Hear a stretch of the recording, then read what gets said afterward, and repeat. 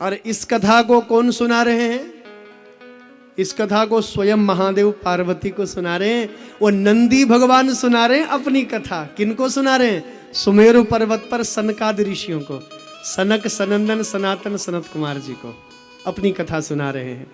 तो कथा ऐसी है कि शिलाद नाम के मुनि बड़े प्रसिद्ध हुए। शिलादपुरे तस्मिन् सर्ववेद विशारदा श्रोते स्मारतेषु निष्णातो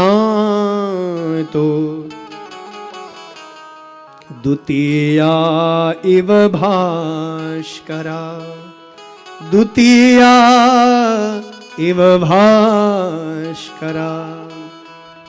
शिलाद मुनि, ध्यान दीजिएगा, ये जो शिलाद मुनि हैं, बड़े तेजस्वी, बड़े दिव्य, इन्होंने बड़ा कठोर तप किया। अधो दृष्टि सुधर्मा शिलादो नाम वीर्यवान निश्चलात्मा शिलादाख्यो बहुकालं दृढ़व्रता, बहुकालं दृढ़व्रता। तो शिलाद नाम के जो मुनि हैं, इन्होंने क्या किया? अधो दृष्टि, बड़ा कठोर तप किया इन्होंने। और महादेव जब प्रसन्न होकर के आए तो क्या वरदान में मांगा? कि मुझे अयोनिज पुत्र प्राप्त हो। अयोनिज, अयोनिज का अर्थ क्या है? अयोनिज का अर्थ होता है कि जिसका जन्म मां से न हो, ऐसा पुत्र, अयोनिज पुत्र मुझे प्राप्त हो। अयोनिजं मृत्युहीनं पुत्रमिच्छामि सुव्रत। अयोनिजं मृत्युहीनम, मुझे ऐसा पुत्र दीजिए जो अयोनिज हो, जो बिना मां से प्रकट हो और मृत्युहीन हो, जिसकी मृत्यु न हो, ऐसा पुत्र दीजिए। तो महादेव प्रसन्न हुए और महादेव ने वरदान दे दिया। हे महात्मन, हे शिलाद मुनि, मैं आशीर्वाद देता हूं, तुम्हारे घर में तुम्हारा बड़ा दिव्य पुत्र होगा, मेरे जैसा पुत्र होगा। तब पुत्रो भविष्यामि नंदी नामना त्व अयोनिजा, नंदी नामना त्व अयोनिजा। तुम्हारा पुत्र होगा नंदी नाम से, जिनका जन्म मां से नहीं होगा। बोले शिव शंकर भगवान की, भक्तवत्सल भगवान की। पुत्र होगा, पर कैसा होगा? अयोनिज होगा, जिसका जन्म मां से नहीं होगा। बताओ, क्या ऐसा भी पुत्र हो सकता है? तो शिलाद मुनि जो है तपस्या के लिए, तपस्या से घर लौट आए। और जब भी हम कोई सदकर्म करते हैं तो यज्ञ करते हैं ना, हवन। उसके बाद मानो नया घर बनाया तो यज्ञ करेंगे उसमें, क्यों जी? यज्ञ करते हैं। तो यज्ञ के लिए क्या किया? भूमि को खोदा,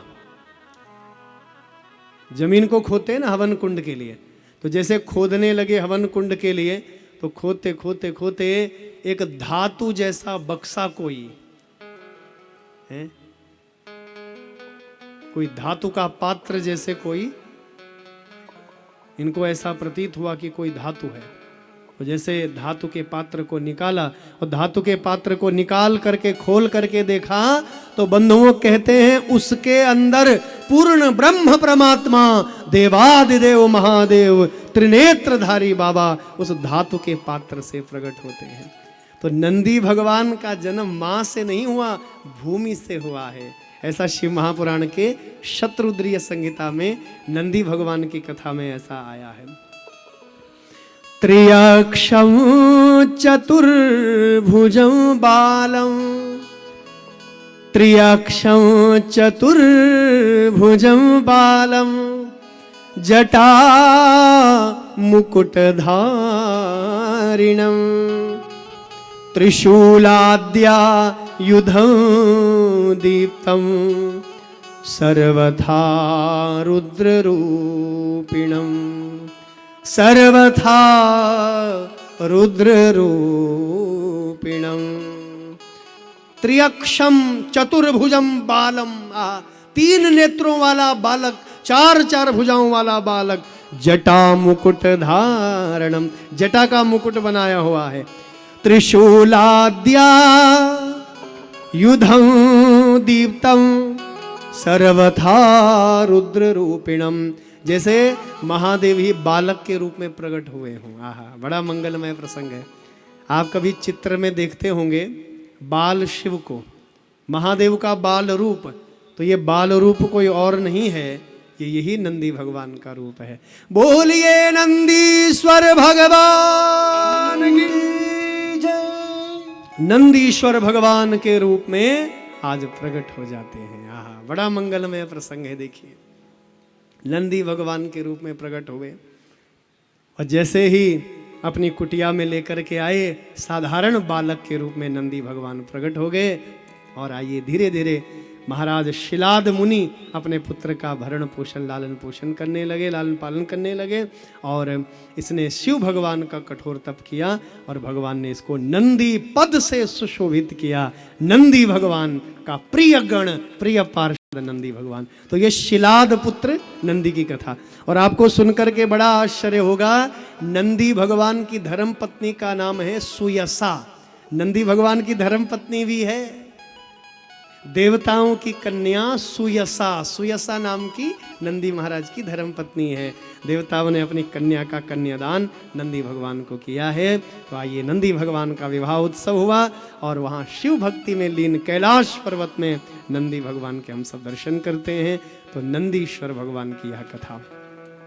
इसके बाद भगवान के गृहपति अवतार की कथा। गृहपति, आहा।